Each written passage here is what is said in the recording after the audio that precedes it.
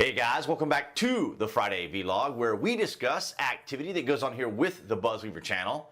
That includes things like current events, headlines that are in the news, pop culture, technology, social media, and items of interest that come up during the week that allow us to have a little bit of a dialogue. I want to thank all of you guys on Rumble, BitChute, and Odyssey, and those on DTube as well. And of course, all of you here on YouTube for your guys' continued support here in 2020. Thank you for the likes, the shares, and the comments. We start things off from ground news. Tiny Tim Blinken warns China threat greater than Russia long term. Secretary of State Tiny Tim Blinken will lay out a three-pillar approach to competing with Beijing in a race to define the 21st century's economic and military balance, while the U.S. sees Russia as the most acute and immediate threat to international stability. The officials said that the administration believes China poses a greater danger and always has, not to mention the fact that China perceives itself as kind of like a victim. And it's interesting because, of course, the cultural differences are quite stark. That's one of the things that's very difficult oftentimes to communicate to people, particularly in the West, that other cultures do think differently than we do. We really do. And I try to make this comparison quite often, either with conservatives, the right and the left more specifically, that they simply don't share our ideologies, philosophies, or worldview, and trying to approach them with a Western attitude is not going to work. But nonetheless, we can see from various other outlets that this was kind of something that was being covered. But I also wanted to point out here, you guys might remember we covered this about a year ago, as the article says here, a year ago. U.S. and China publicly rebuke each other in the first major talks of Biden era. I would have to say that Yang pretty much dressed down Anthony Blinken. We'll get into that particular video here in a moment, but I want to read some of the excerpts from that. We believe that it is important for the United States to change its own image and to stop advancing its own democracy in the rest of the world, he said. Many people within the United States actually have little confidence in the democracy of the United States. There's a lot to be said about that. Yang further said, China will not accept unwarranted accusations from the U.S. side, adding that recent developments had plunged relations into a period of unprecedented difficulty that has damaged the interest of our two peoples. This is very true. However, what China is doing is very provocative, and they're working alongside Russia to continue this provocation, and we'll get to that here momentarily, but I wanted you to hear this right here. This was just absolutely amazing. And focus on the translator as well, just her kind of almost calm, cool demeanor as she translate what Yang is saying. So let me say here that in front of the Chinese side, the United States does not have the qualification to say that it wants to speak to China from a position of strength. Wow! How about that? And I find it curious the lack of eye contact by her, where Yang is like looking right at Blinken.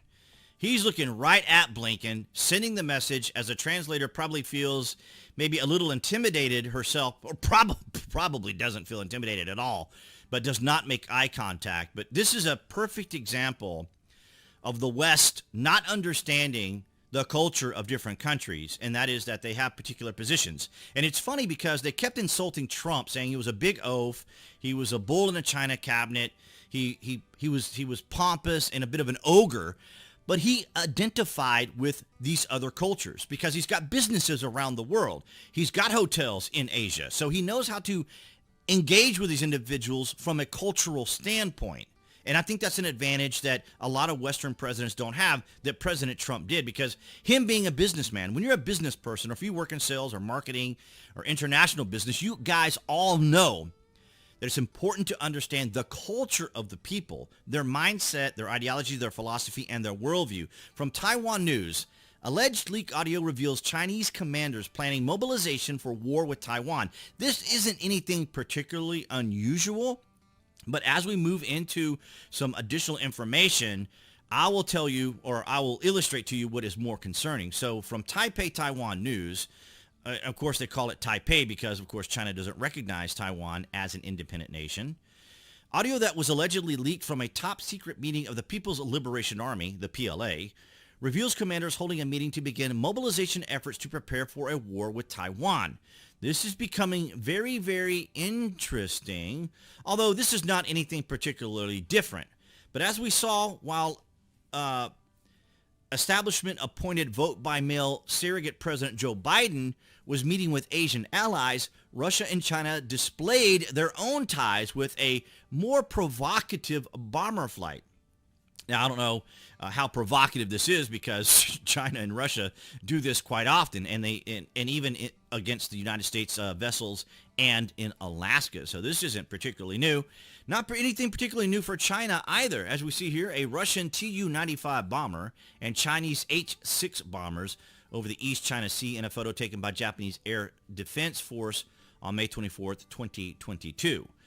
So again, they were trying to use the excuse that this was just an area where people can fly. You know, anyone can fly over these particular waters, except when it's U.S. or Japanese or Taiwanese Air Force or aircraft or vessels, which is quite interesting.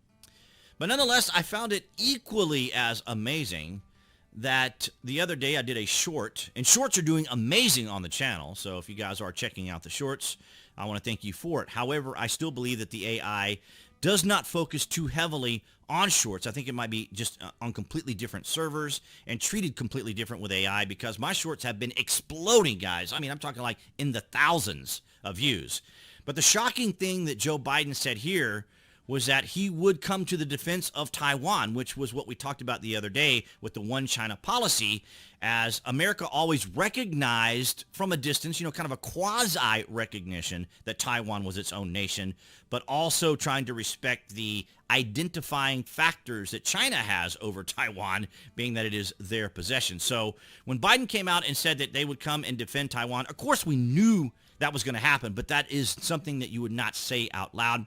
So if you haven't already, if you want to check out my shorts, you can just go to the main channel and then just look for shorts through that way. But also I wanted to point out here the Kuril Islands. So this is the map of the Kuril Islands here. And I want to go to an article here because very similar to the way China tries to claim Taiwan, there's always been a conflict between Japan and Russia. As you see here, clash between Japan and Russia looms as Tokyo steps up Kuril Island claims Russia army is illegal occupier. So this is just kind of a back and forth thing too, kind of maybe a casus belli that they could use later, perhaps.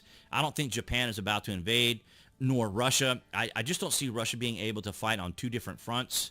So this would be just a complicating factor here. Now, who knows what Russia and China have said, because as you can see here, here's China. I'll go back to the map, and you can see, you know, this is all within the Asian area, because you have Russia and China right next to each other. And it's just amazing how big these countries are. I mean, Russia is just massive, massive country, although a lot of it isn't inhabitable. But here you see the Kuril Islands being disputed here between the two nations. But as I was saying earlier, the most telling sign that China is maybe about to make a move is right here. China is making sure it can't be economically sanctioned like Russia, which is quite interesting. This is from the Molly Fool, which is an investment company, an investment service. The name just comes from a William Shakespeare play, but nonetheless, they are still a very reputable source of information. But nonetheless, it says here, in their effort to cut off Russia's elite from global markets, Western nations bent on punishing the country for its invasion of Ukraine, of course. And then this is kind of China similarly preparing for the same event. Very interesting, much more telling than the continued rumors or audio leak. And that's what I had for you guys this Friday. All right, guys, so that's going to wrap it up for this Friday vlog. Thank you for the likes, the shares, and the comments, for all the support you guys give from Rumble, DTube, BitChute, and Odyssey, and of course all you guys here on YouTube. Below this video you can find the various social media links that I belong to, where I post daily if you want to see those and check that out. And of course all of you here on YouTube, that would be the channel icon appearing right there on the screen. You guys can click on that to subscribe, of course, and then select if you want notifications when there's additional content here on the channel. And I'll see all you guys right there behind that camera next week.